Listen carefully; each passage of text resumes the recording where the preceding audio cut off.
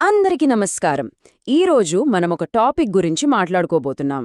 అదేంటంటే, మనందరికీ బాగా తెలిసిన ఒక స్పిరిచువల్ ప్రాక్టీస్లో దాగి ఉన్న ఒక ఫిజికల్ యాంగిల్. చాలామందికి ఇది తెలియకపోవచ్చు, కానీ మన శరీర ఆరోగ్యం మీద దీని ప్రభావం చాలా చాలా పెద్దది. అసలు ఒక ఆధ్యాత్మిక అభ్యాసం మన శారీరక ఆరోగ్యానికి ఎంతవరకు ఉపయోగపడుతుంది? చాలాసార్లు స్పిరిచువాలిటీ అంటే అది మనసుకి, ఆత్మకి సంబంధించింది అనుకుంటాం కదా. కాని ఒకవేళ అది మన శరీరాన్ని కూడా నేరుగా ప్రభావితం చేస్తుందంటే? సరే, మనకు తెలిసిన విషయాల్ని ఒక్కసారి కొత్త కోణంలో చూద్దాం. ముందుగా మనం చూడబోయేది ఒక ఆశ్చర్యకరమైన ఫిజికల్ బెనిఫిట్.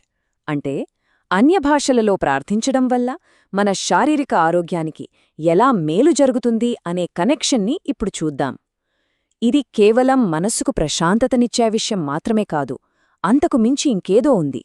సోర్స్ ఏం చెప్తుందంటే, ఈ ప్రాక్టీస్ వల్ల స్ట్రెస్, యాంగ్జైటీ, భయం, చివరికి మన శరీరంలో ఉండే బలహీనతలకు వ్యతిరేకంగా పోరాడే శక్తి పెరుగుతోందట. ఇది జస్ట్ ఏదో ఫీల్ అవ్వడం కాదు, మన శరీరాన్ని బలంగా తయారు చేస్తుందన్నమాట. అసలిది ఎలా సాధ్యం? అదే మనం ఇప్పుడు తెలుసుకోబోతున్నాం. సరే, ఇప్పుడు ఈ మొత్తం కాన్సెప్ట్కి గుండెలాంటి ఒక పదానికి వద్దాం. అదే క్షేమాభివృద్ధి. ఈ ఒక్క పదం వెనుక ఉన్న అసలైన భౌతికమైన అర్థాన్ని మనం తెలుసుకుంటే చాలా విషయాలు క్లియర్ అయిపోతాయి. బైబిల్లో 1 కొరింథీయులకు 14:4లో ఇలా ఉంది: భాషతో మాట్లాడువాడు తనకే క్షేమాభివృద్ధి కలుగజేసుకొనును. ఇక్కడ మనం ఫోకస్ చేయాల్సిన పదం క్షేమాభివృద్ధి. తెలుగులో వింటే ఏదో బాగుపడటం, అభివృద్ధి చెందడంలాగా అనిపిస్తుంది కదా. కానీ దీని ఒరిజినల్ గ్రీక్ భాషలో ఉన్న అర్థం చాలా చాలా స్పెసిఫిక్గా ఉంది. ఆ గ్రీకు పదము ఓయికోడోమియో. ఈ ఒక్క పదం అర్థమైతే చాలు, ఈ మొత్తం టాపిక్ వెనుకున్న ఫిజికల్ కనెక్షన్ ఏంటో మనకు స్పష్టంగా తెలిసిపోతుంది. మరి ఓయికోడోమియో అంటే ఏంటి? దాని అర్థం ఒక ఇల్లు లేదా భవనాన్ని కట్టడం, నిర్మించడం లేదా రిపేర్ చేయడం. ఇక్కడ చాలా ఆసక్తికరమైన విషయమేంటంటే, ఇదేదో మానసిక అభివృద్ధి గురించి చెప్పట్లేదు. అక్షరాలా ఒక ఫిజికల్ స్ట్రక్చర్ని, అంటే ఒక బిల్డింగ్ని కట్టడం గురించి మాట్లాడుతోంది. ఇంకా క్లియర్గా చెప్పాలంటే ఈ పదాన్ని 2 భాగాలుగా విడగొట్టచ్చు. ఓయికోస్ అంటే ఇల్లు లేదా భవనం, డోమియో అంటే నిర్మించడం. సో సింపుల్గా ఇంటిని నిర్మించడం. సరే, ఇంటిని నిర్మించడం అని అర్థమైంది. కాని ఆ ఇల్లు ఏది? ఆ నిర్మించడమనే పనికి మన శరీరానికి సంబంధమేమిటి? ఇప్పుడు ఆ కనెక్షన్ని చూద్దాం. మన దేహమే ఆ దేవాలయం. దానికి జవాబు 1 కొరింథీయులకు 6:19లో ఉంది. మీ దేహము పరిశుద్ధాత్మకు ఆలయమై ఉన్నదని మీరెరుగరా? చూసారా, మనం కట్టాల్సిన, రిపేర్ చేయాల్సిన ఆ ఇల్లు, ఆ దేవాలయం మరేదో కాదు, మన సొంత శరీరమే. ఇక్కడ ఇంకో ముఖ్యమైన విషయముంది. ఈ వాక్యంలో దేహము అనే పదానికి వాడిన ఒరిజినల్ గ్రీక్ పదం సోమా. సోమా అంటే ఫిజికల్ బాడీ. అంటే మన ఆత్మ గురించో, మనసు గురించో కాదు, మన కంటికి కనిపించే ఈ భౌతిక శరీరం గురించే స్పష్టంగా చెప్పబడింది.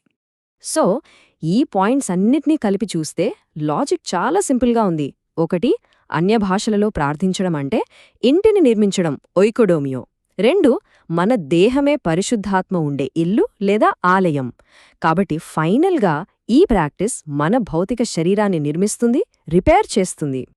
ఈ బెనిఫిట్ ఒక్కటే కాదు, దీనికి ఇంకో కోణం కూడా ఉంది. అదే విశ్రాంతికి సంబంధించిన వాగ్దానం. దీనికోసం మనం పాత నిబంధనలోకి వెళ్ళాలి.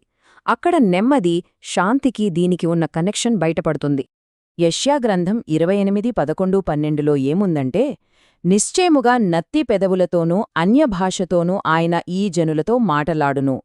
ఇదే ఆ విశ్రాంతి, ఇదే ఆ నెమ్మది అని ఆయన వారితో చెప్పెను. ఇక్కడ చూడండి, అన్యభాషలో మాట్లాడటాన్ని నేరుగా విశ్రాంతితో, నెమ్మదితో కనెక్ట్ చేశారు. అక్కడ విశ్రాంతి అనే పదానికి ఉపయోగించిన హీబ్రూ పదం మెనూచా. మెనూచా అంటే జస్ట్ ఖాళీగా కూర్చోవడం కాదు, అలసట, ఒత్తిడి, ఆందోళన వీటన్నిటినుంచే మనల్ని బయటికి తీసుకొచ్చి ఒక రకమైన శాంతిని, స్వస్థతను ఇచ్చే ఒక ప్రత్యేకమైన స్థితి అన్నమాట. మరి ఆ మెనూచా, ఆ విశ్రాంతి మనకు దొరికితే ప్రాక్టికల్గా ఏమవుతుంది? స్ట్రెస్ నుంచి రిలీఫ్ వస్తుంది, యాంగ్జైటీ నుంచి ఫ్రీడమ్ వస్తుంది, భయాన్ని దాటగలుగుతాం, అలసట నుంచి కోలుకుంటాం, చుట్టూ ఎంత నెగటివ్ న్యూస్ ఉన్నా మనసులో శాంతి ఉంటుంది. నిజానికి ఈ రోజుల్లో మనందరికీ కావాల్సింది ఇదే కదా? సరే, ఇప్పుడు మనం ముగింపుకి వస్తున్నాం. ఈ మొత్తం ప్రాసెస్ ఎలా పనిచేస్తుంది? ఇది సంపూర్ణతకు మార్గం. ఇది లోపలి నుండి బయటికి జరిగే ఒక పునరుద్ధరణ ప్రక్రియ. దీని అర్థమేంటంటే, ఈ ప్రాక్టీస్ అనేది లోపలి నుంచి బయటకు పనిచేస్తుంది. అంటే మొదట మన లోపల ఉన్న భయం, ఒత్తిడి, ఆందోళన లాంటి వాటిని ఇది సరిచేస్తుంది. మనసులో శాంతి కుదిరిన తర్వాత ఆ ప్రభావం మన శరీరం మీద కనిపిస్తుంది. ఎందుకంటే ఈ ప్రాసెస్ అంతటి అంతిమ లక్ష్యం ఒక్కటే. దేవుడు మన శరీరం సంపూర్ణంగా ఉండాలని కోరుకుంటారు. అంటే భౌతికంగా, మానసికంగా మనం సంపూర్ణంగా ఉండాలన్నదే ఆయన చిత్తం. సో, మనసుకి, శరీరానికి కనెక్షన్ ఉంది అంటాం గదా, మరి ఈ రెండింటినీ సంపూర్ణంగా మార్చడంలో ఆత్మ పాత్ర ఏంటి? దీని గురించి ఆలోచించండి. ఈ విశ్లేషణ మీకందరికీ ఉపయోగపడిందని నమ్ముతున్నాను. దయచేసి నాకోసం కూడా ప్రార్థించండి. ఇలాంటి మరిన్ని విషయాలు తెలుసుకోవాలంటే తప్పకుండా కామెంట్ చేయండి, ఫాలో అవ్వండి. మనం కనెక్ట్ అయ్యుందాం.